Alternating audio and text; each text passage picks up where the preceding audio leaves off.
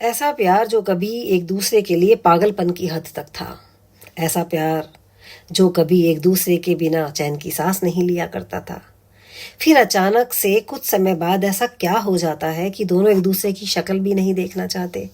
ऐसा क्या उन दोनों के बीच में हो जाता है कि दोनों आपस में लड़ते झगड़ते एक दूसरे को बुरा भला बोलने लगते हैं और ये डिसीजन ले लेते हैं कि हम दोनों कभी लाइफ में एक दूसरे की शक्ल नहीं देखेंगे। देखिए, किसी भी रिश्ते में लड़ाई झगड़ा होना बड़ी कॉमन सी बात है, बड़ी नेचुरल सी बात है। बल्कि ये कहेंगे कि जिस रिश्ते में लड़ाई झगड़ा नहीं होता ना, वो रिश्ता रिश्ता ही नहीं, क्योंकि कहीं ना कहीं दोनों की आपसी तालमेल या अंडरस्टैंडिंग नहीं होती।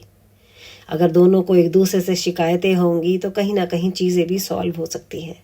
लेकिन अगर आप एक दूसरे से कोई मतलब ही नहीं रखते, एक दूसरे पर ध्यान ही नहीं देते, तो लड़ाई झगड़ा किस बात का। अब देखिए, लड़ाई झगड़े का मतलब ये नहीं कि एक दूसरे का जाकर सिर ही फोड़ दें या एक दूसरे के साथ अपशब्द बोलें, एक दूसरे की बेइज्जती करें। किसी भी रिलेशनशिप को चलाने के लिए दोनों के एफर्ट्स की ज़रूरत होती है।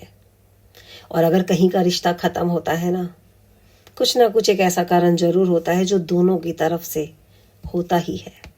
हाँ, इसमें रेशियो ज़्यादा कम की ज़रूर हो सकती है, लेकिन कारण दोनों ही होते हैं।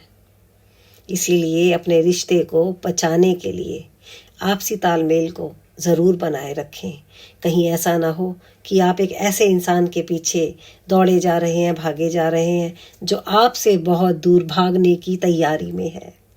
जी हाँ, ऐसे रिश्ते अक्सर टूट जाया करते हैं जब एफर्ट्स एक ही तरफ से होते हैं।